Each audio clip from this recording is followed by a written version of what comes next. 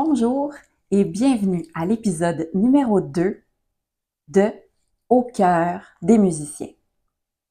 L'épisode numéro 2 qui s'appelle L'amour de soi avec un point d'interrogation. Ben oui, parce que ça m'étonnerait pas que tu te dises ou que vous vous disiez c'est quoi le rapport? Pourquoi parler d'amour de soi? On est musicien, on aime la musique, on aime notre instrument, on joue, on pratique, on fait des spectacles, on a notre groupe, ou peu importe. C'est quoi le rapport de parler de l'amour de soi? Eh bien, je vais vous l'expliquer dans un instant. Mais d'abord, je vous présente donc ce balado au cœur des musiciens si c'est la première fois que vous écoutez un épisode. Donc, j'ai créé ce balado vraiment pour offrir un espace, un temps pour qu'on se parle, pour qu'on s'écoute en tant que musicien, musicienne, artiste d'autres disciplines, pour vraiment qu'on aille fouiller et faire le ménage et voir qu'est-ce qui se passe et prendre soin de notre instrument humain. On prend souvent vraiment très soin de notre instrument musical ou de nos pinceaux ou peu importe de nos outils de travail en tant qu'artiste.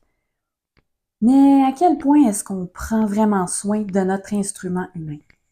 Et pourquoi j'ai créé ce balado? Eh bien, c'est que moi, dans mon histoire de violoniste, de musicienne, d'artiste, bien, j'ai souffert plus longtemps qu'autrement. J'ai même dû arrêter totalement de jouer quand je suis entrée à l'université. J'avais des douleurs généralisées. Ça s'est transformé en fibromyalgie qui m'a accompagnée pendant 23 ans, cette maladie. Et donc, pour pouvoir continuer à jouer de la musique, j'ai dû recommencer de zéro. Je ne pouvais plus jouer comme avant et j'avais un temps de pratique très limité. J'étais aussi aux prises avec, vous pouvez l'imaginer, avec toutes ces douleurs et ce que ça impliquait, bien, avec beaucoup de problèmes psychologiques. En fait, tout était relié. Énormément d'anxiété de performance. Bref, vous pouvez écouter les autres épisodes pour avoir un peu mon histoire. Mais bref, ce qui m'a obligée à chercher plein d'autres avenues, plein de solutions pour me comprendre, pour me guérir, pour continuer d'avancer, pour essayer d'être bien, d'être heureuse, d'être bien dans ma peau, d'être bien dans ma musique, de pouvoir rejouer. Et bien sûr, maintenant, je veux partager, je veux redonner, je veux permettre au plus de musiciens et d'artistes possibles d'être bien dans leur passion et de comprendre quand il y a quelque chose qui bloque, quand il y a quelque chose qui nous fait souffrir, par exemple. Donc, c'est une des raisons pourquoi j'ai créé ce balado au cœur des musiciens. J'ai aussi une conférence où justement je parle un peu plus de mon histoire et c'est aussi un moment de partage pour les participants. Une conférence qui s'appelle Le violon de la guérison. Une conférence concert en fait où je joue également. Donc, vous pouvez chercher sur mes pages pour avoir plus d'infos pour ça. Et puis moi, ben au final, après toutes ces années de recherche, d'essais, d'erreurs, je suis aussi en fait enseignante. J'ai été enseignante de musique pendant plus de 20 ans. J'ai eu ma propre école de musique, le Jardin musical. Mais qu'est-ce que je fais d'autre là, comme activité? Donc, violoniste, musicienne, pour des événements. Je fais des concerts solo également. Je suis célébrante, donc pour des cérémonies comme des mariages, des funérailles, des baptêmes. Je suis conférencière, comme je viens de vous dire, avec ma conférence Le violon de la guérison. Et je suis aussi thérapeute holistique pour musiciens. Holistique pour dire que je prends vraiment la personne dans son ensemble et on va voir qu'est-ce qui se passe vraiment.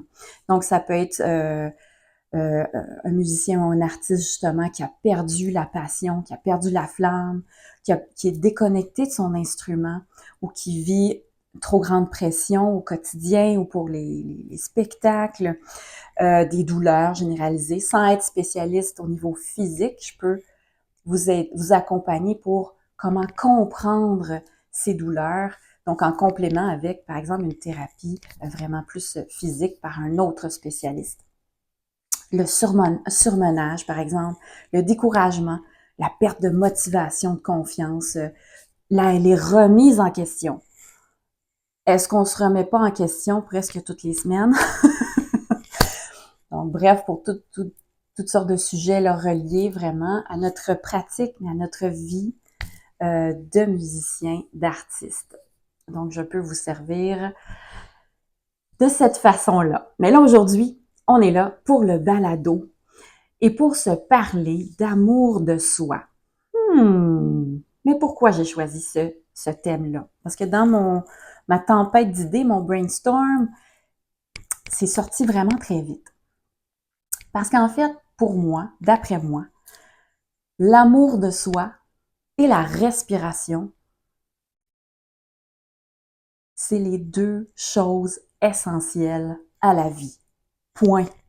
Quand un bébé naît, première chose qu'il fait, il respire, il inspire, et ensuite il respire, il crie, il pleure, mais c'est là que la vie terrestre vraiment prend son envol. Mais aussi un bébé, mais c'est une boule d'amour. Un bébé, ça ne juge pas. C'est ouvert, c'est là, c'est présent à 1000%. Et c'est au fil des années qu'on découvre malheureusement, qu'on apprend la souffrance, les jugements, hein? Qu'on apprend, tiens, je peux me faire confiance, mais je peux aussi ne pas me faire confiance, pas faire confiance aux autres. Donc, on développe toutes sortes de peurs, de blocages, de résistance. Et avec ça aussi, très souvent, une ou des carapaces pour se protéger. Et là, quand on arrive à parler d'amour de soi ou de ressentir de l'amour pour soi, c'est comme, c'est quoi cette affaire-là? Je m'en rappelle plus. On s'en rappelle plus, on oublie.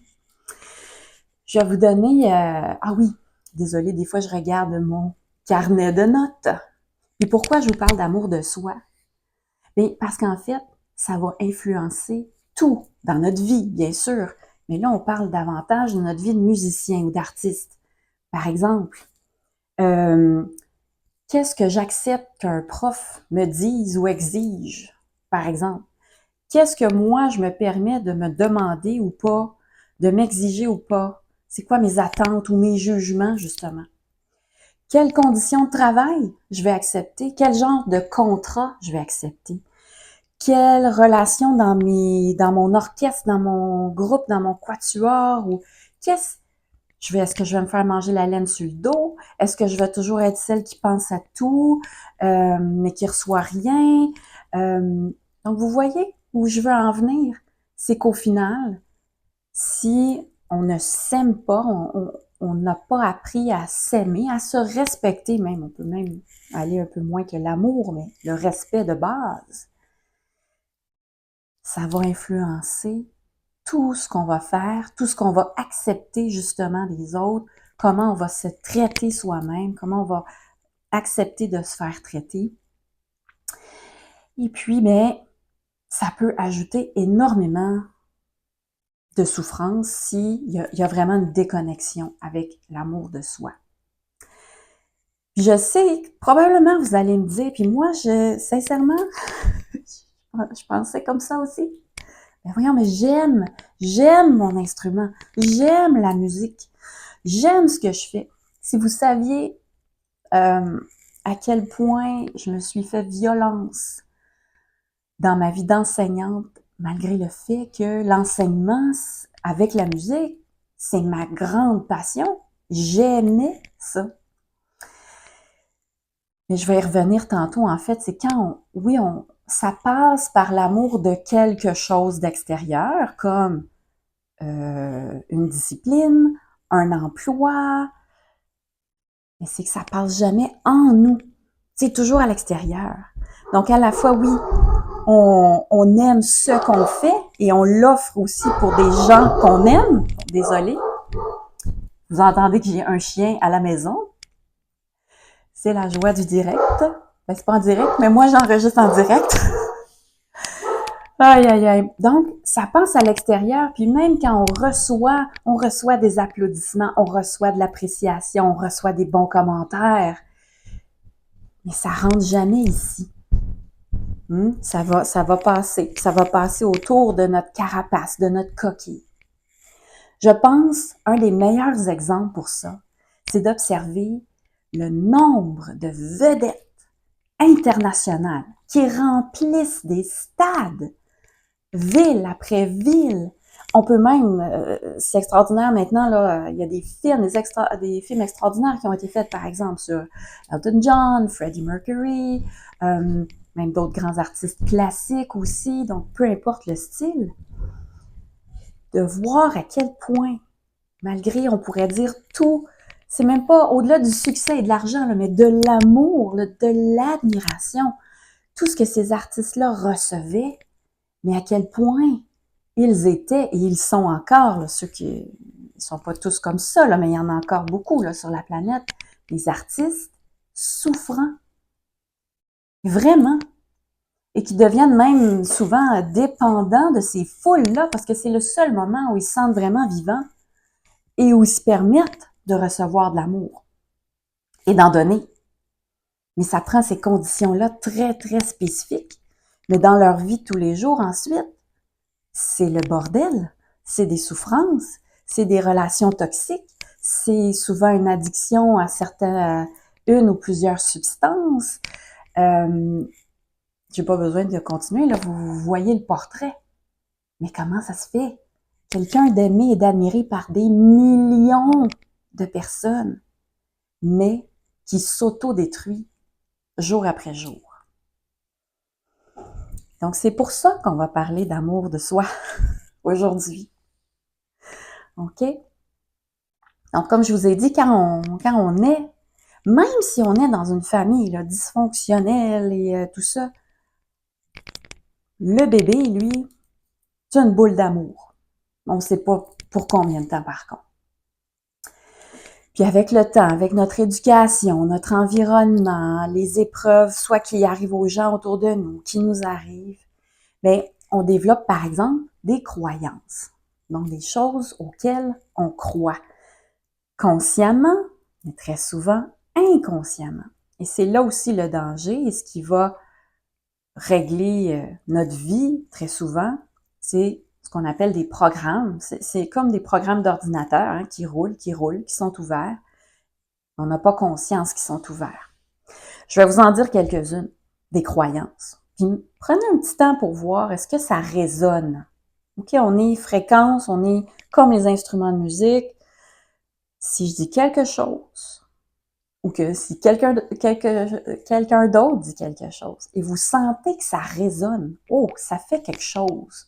En anglais, on dit trigger, hein, ça vous déclenche. C'est parce que probablement, fort probablement, vous le portez. Donc, des exemples de croyances. Je ne suis pas assez. Je ne serai jamais assez.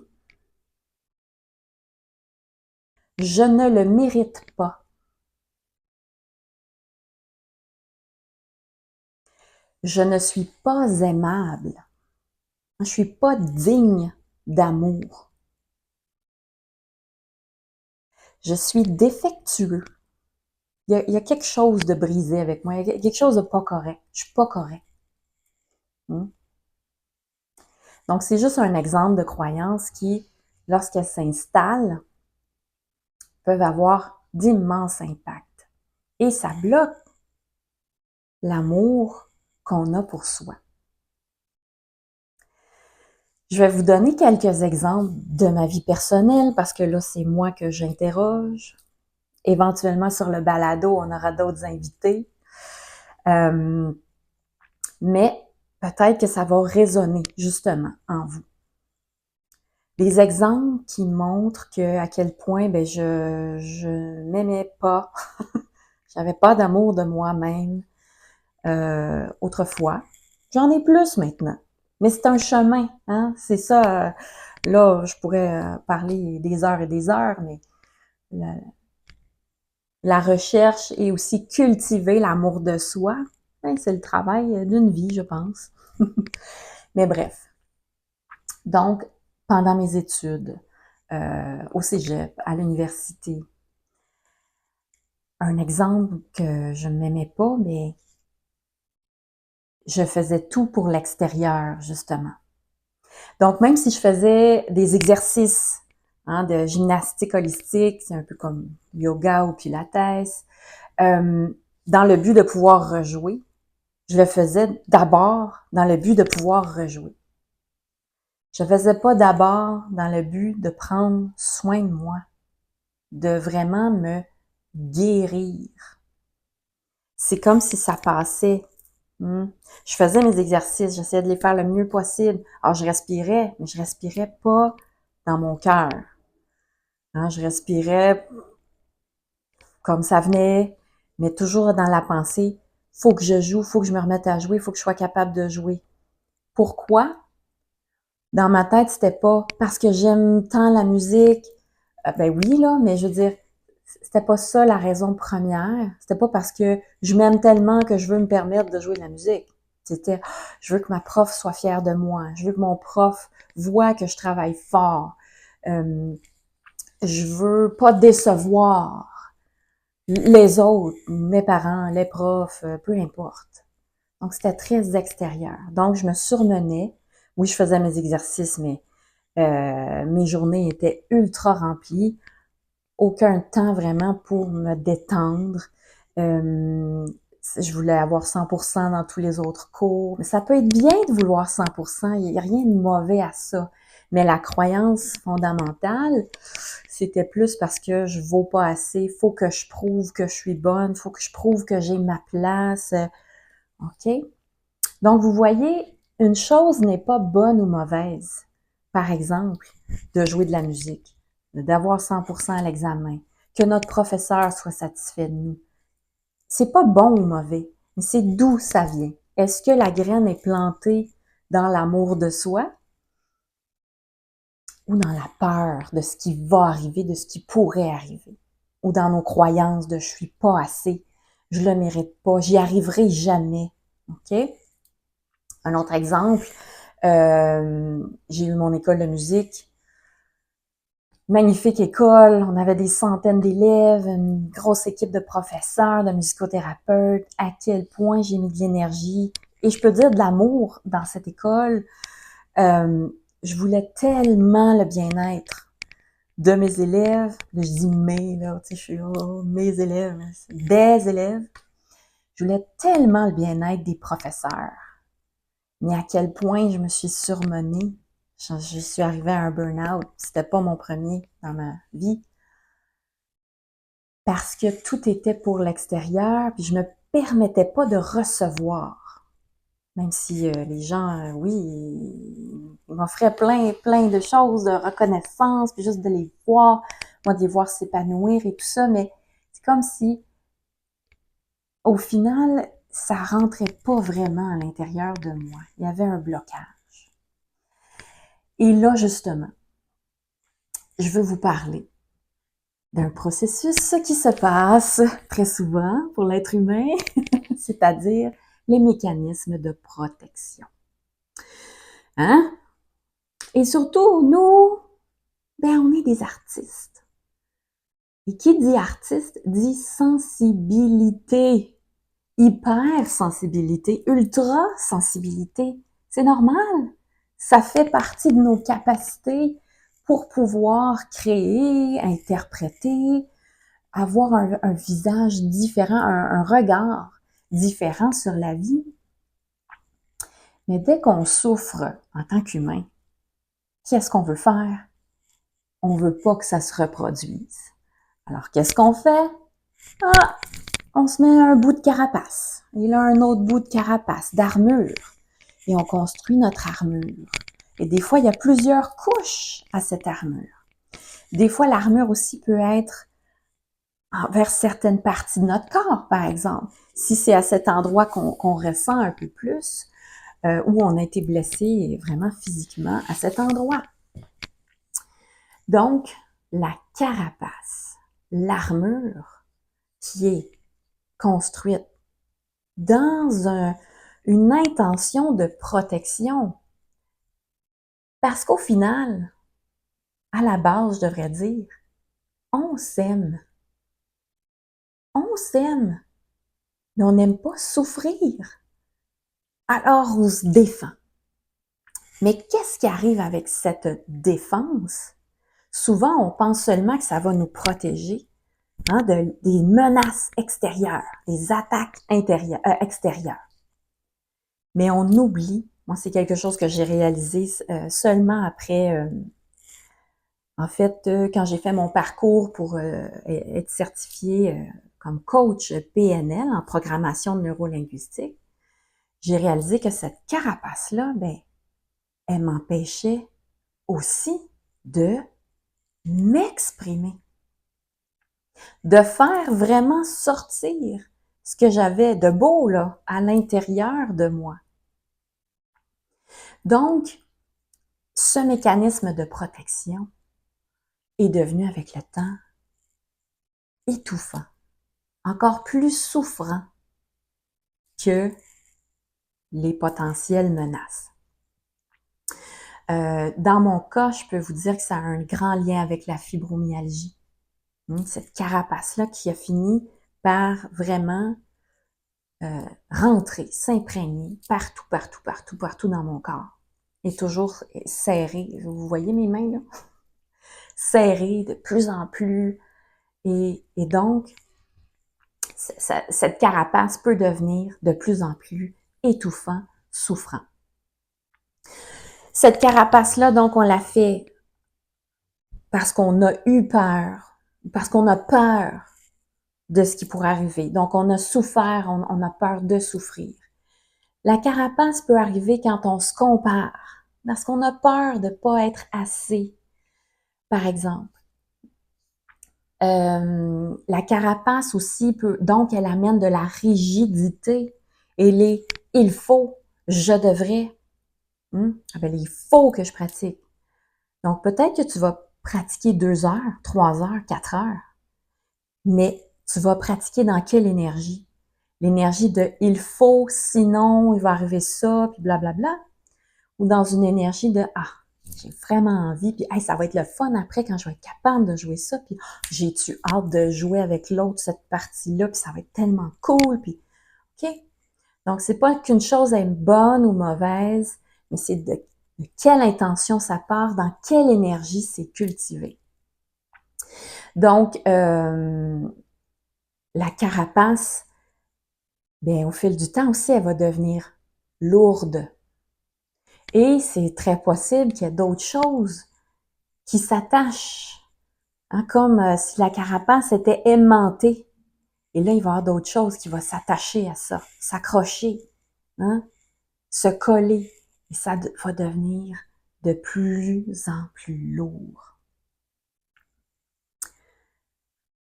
Mais s'il n'y avait pas de carapace, qu'est-ce que ça permettrait? Donc, on va prendre un autre mot avec un C au lieu de carapace. On va parler de cœur. Donc, si on se branche vraiment à notre cœur, qui est le centre, le moteur de l'amour, si on est dans notre cœur, on va être dans notre vérité. Savez-vous que le mot courage, ça vient de la même racine latine que cœur? Donc, vivre à partir de son cœur, ça demande du courage.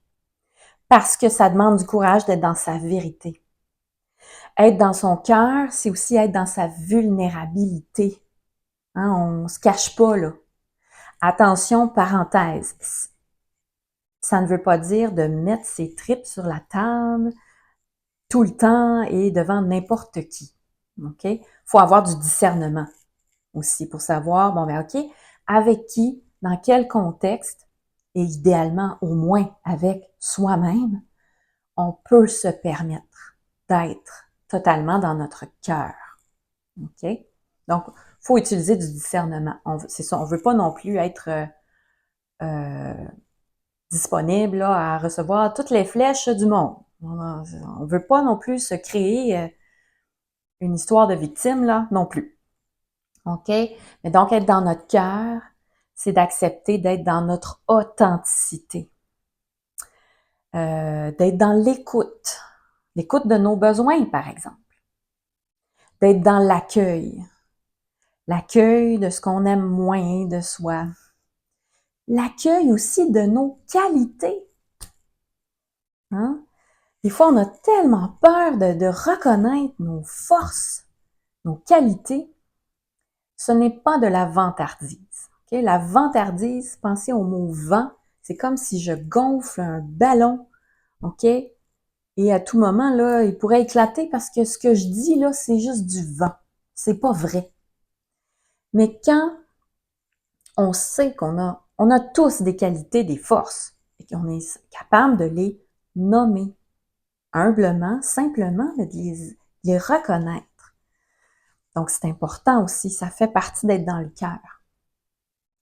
Reconnaître ses forces, accueillir aussi ses faiblesses. Être dans le cœur aussi, c'est accepter l'inconfort. Parce que quand on veut pas accepter l'inconfort, on va sortir, on va activer notre carapace tout de suite. Mais l'inconfort, si on arrive à le tolérer, à respirer dedans, ça peut être l'inconfort d'une situation.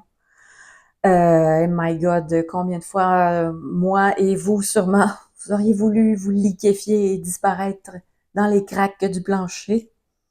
Je me rappelle entre autres une fois que j'ai joué en concert une pièce, une des danses de Bartók. Vous savez, le mouvement en fausses harmoniques. Ben voilà, ça avait l'air d'un chat qu'on égorge. Vraiment, je voulais disparaître. Mais bref, l'inconfort. Ça peut être l'inconfort physique aussi, ça peut être l'inconfort avec certains collègues de travail ou peu importe. Donc, de respirer dans l'inconfort, mais de rester le plus possible dans notre cœur pour permettre le mouvement. Parce que la carapace, elle va bloquer tout. Ah, je reçois rien, mais je peux rien sortir, puis il n'y a rien qui bouge. Donc, si c'est rempli de M, la M va rester là. Elle va continuer comme de pourrir et tout ça. Mais si j'arrive, par amour de moi, me connecter sur mon cœur, respirer, juste à tolérer et passer à travers l'inconfort, il va y avoir du mouvement. Les choses vont bouger. Je vais peut-être faire des prises de conscience. Je vais peut-être mieux choisir la prochaine fois. Je vais peut-être plus me respecter aussi. OK? Donc, c'est pas pour rien non plus que l'épisode d'avant du balado, c'est sur la respiration. Parce que la respiration, c'est la vie. C'est notre outil, en tout cas c'est le mien. C'est mon outil primordial pour toutes les situations. Tant les situations ultra joyeuses, ultra difficiles et tout ce qu'il y a entre les deux. OK? Donc, justement, pour terminer le balado, on va faire un exercice avec la respiration, une respiration qui est vraiment ancrée dans le cœur. Avant de faire l'exercice, je veux juste regarder rapidement mes notes pour voir si j'ai oublié quelque chose dans ce que je voulais vous partager aujourd'hui. Donc, par exemple, oui, avant de faire l'exercice, si vous observez que dans votre façon de jouer, dans votre façon d'accepter les contrats, par exemple, dans vos relations, il y a beaucoup de fuite. OK? Justement, il y a quelque chose d'intolérable, puis beaucoup de fuite ou du surmenage. Là, vous en prenez toujours plus. Vous observez, ça peut rentrer là-dedans aussi des schémas d'autodestruction, d'auto-sabotage. Donc, ça peut être par le surmenage. Mais ça peut être aussi là par, si vous voyez que vous avez de plus en plus besoin de certaines substances, comme de l'alcool, des drogues, des médicaments, moi, je vais peut-être vous faire rire, là, mais j'ai jamais voulu être accro à quoi que ce soit, mais tu sais, même, je pense qu'il y a personne qui est accro à une substance qui veut l'être, OK? Donc, je suis pas meilleure que personne. Mais moi, ma substance, ben, c'était le sucre, mais surtout le chocolat. Donc, mais on s'entend que c'est moins dangereux que d'autres substances. Mais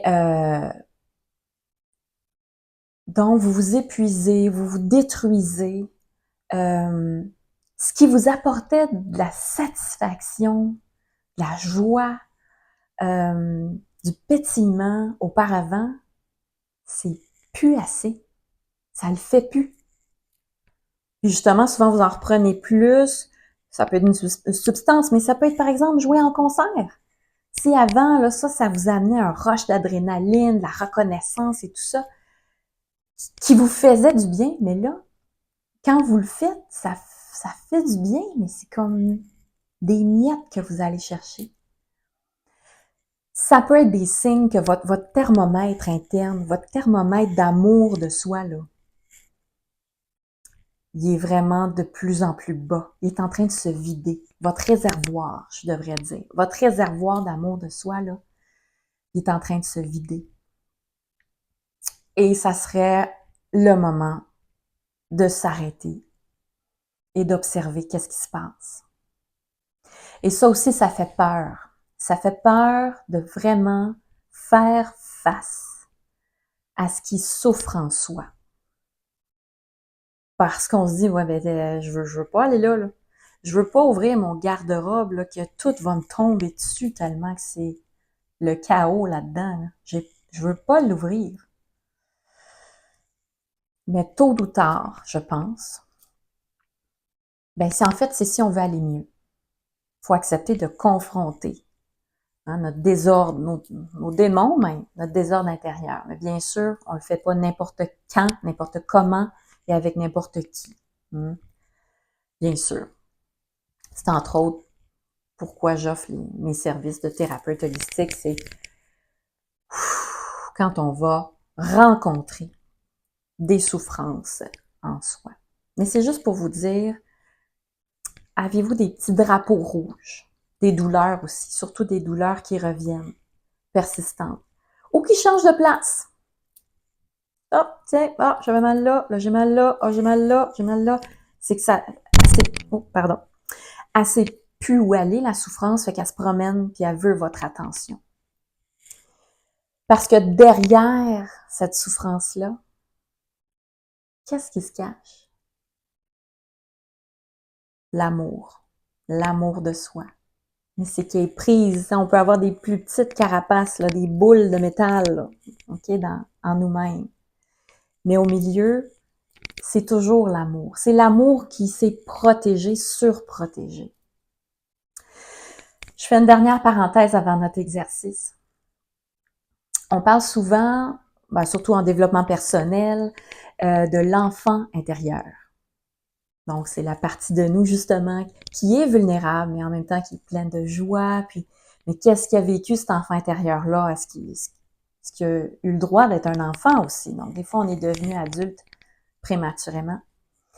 Ben moi, j'aime bien parler par rapport aux musiciens, de l'élève intérieur. Donc, des fois, c'est d'aller revisiter qu'est-ce que vous avez vécu en tant qu'élève qui peut-être vous a amené à vous mettre une ou des carapaces. Puis juste d'aller revisiter ça et de voir, OK, à ce moment-là, ça a fait mal, je me suis fait une armure. Cette armure-là m'a servi pendant un certain temps. Mais est-ce qu'elle est encore utile? Et à ce moment-là, j'étais un enfant ou un ado ou un jeune adulte. Donc, je savais pas encore, je me connaissais pas encore, ou je donnais beaucoup de pouvoir aux professeurs, par exemple, ou à mes collègues, ou à ce que mes parents exigeaient. Mais là, est-ce que je peux, moi, en tant qu'adulte maintenant, offrir cette sécurité-là à mon élève intérieur? Lui offrir de l'amour et de la reconnaissance. Est-ce que, avec ce que j'ai appris au fil des années, mon élève intérieur, il savait pas toutes ces choses-là, il n'avait pas expérimenté tout ça. Là, moi, j'ai tout un vécu, un bagage de plus. Est-ce que je peux lui enlever sa carapace, dire, t'en as plus besoin, c'est correct, c'est correct. Je suis un adulte maintenant, j'ai appris plein de choses, j'ai des ressources. Mais parfois, il y a certaines souffrances, c'est ça, qui sont tellement intenses, qui ont été tellement été intenses que il faut se faire accompagner pour traverser ça. Je peux vous le dire, moi, j'ai été très accompagnée. Alors bref, j'espère que ce que j'ai partagé, ça vous a allumé des petites lumières comme sur mon micro. Peut-être c'est ça, ça vous a fait prendre certaines prises de conscience. Peut-être que ça vous dit rien non plus. Puis, ça sert à rien que j'écoute ce balado, mais merci d'avoir écouté. Je souhaite de trouver un bon balado pour vous. Mais bref, si je l'ai partagé, c'est parce que je pense qu'on a besoin de se reconnecter à l'amour de soi d'abord. Puis qu'ensuite, en connectant vraiment dans notre vrai cœur, vivant, vibrant, ce qu'on va créer, ce qu'on va partager, ce qu'on va vivre au quotidien quand on ouvre notre boîte de violon, de peu importe l'instrument. Quand on va se préparer pour un concert, puis qu'on va mettre les pieds sur scène, bien, ça va goûter vraiment différent. Ça va être ressenti vraiment différent. Ça va être entendu et reçu d'une façon complètement différente. C'est ce que je crois. Donc, on va faire l'exercice ensemble. Un exercice très simple de respiration et on se connecte au cœur. Donc, je vous invite à adopter une posture confortable, mais alignée, droite et souple. Donc, on n'est pas rigide, on est très souple. Même, je vous invite à faire des micro-mouvements, un peu comme des algues dans l'eau ou du jello. Et je vous invite à faire 3 soupirs, juste pour relâcher un peu la tension.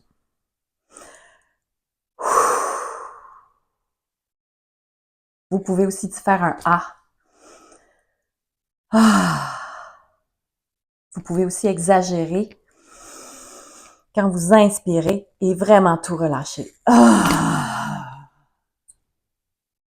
Bien. On va faire l'exercice de 2 façons. La première façon, la plus simple possible. Je vous invite à fermer les yeux. Moi, je vais les garder ouverts, mais je vous invite à fermer les yeux. Je vous invite à connecter avec votre cœur. Vous pouvez même mettre la main dessus pour sentir le battement de cœur. Donc, autant on se connecte au cœur physique qu'au cœur énergétique.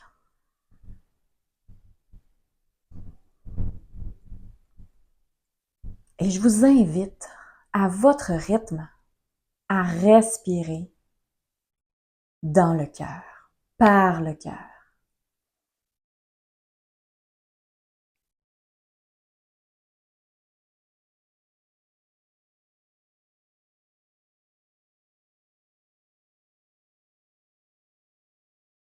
Quelques bonnes respirations dans votre cœur, à travers votre cœur.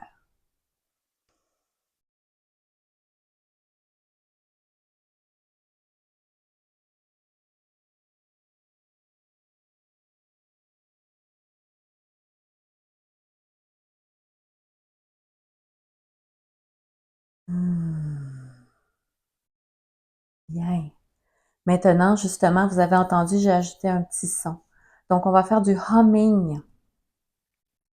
Donc, la première façon, vraiment, simplement, on respire dans le cœur quelques minutes.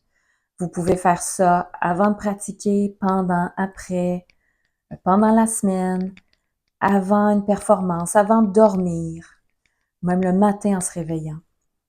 Et là, on va faire du humming. Donc, on va fredonner et on respire dans le cœur. Hmm.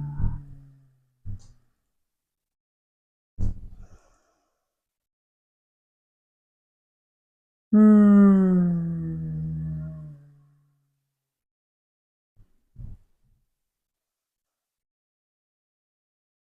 Hmm.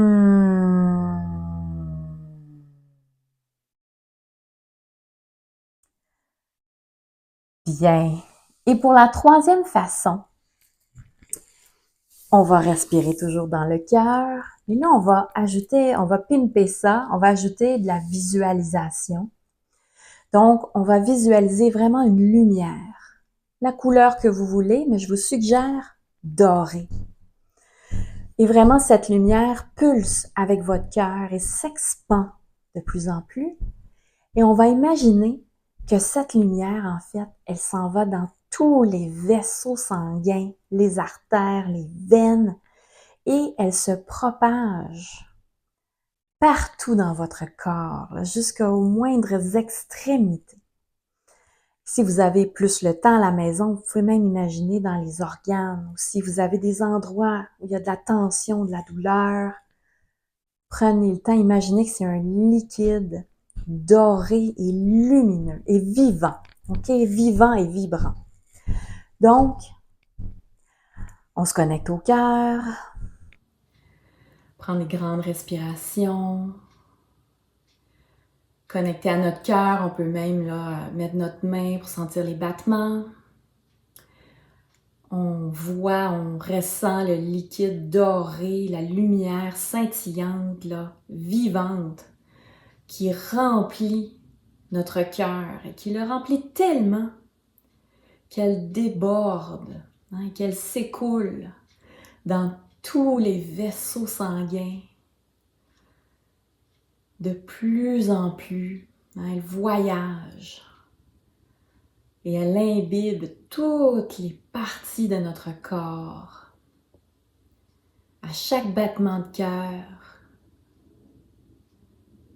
à chaque respiration.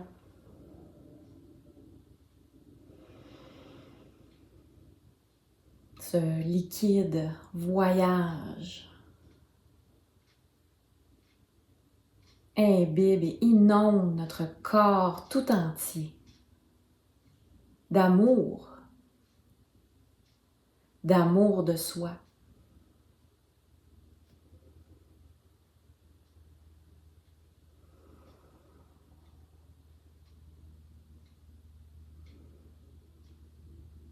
Et on se permet de recevoir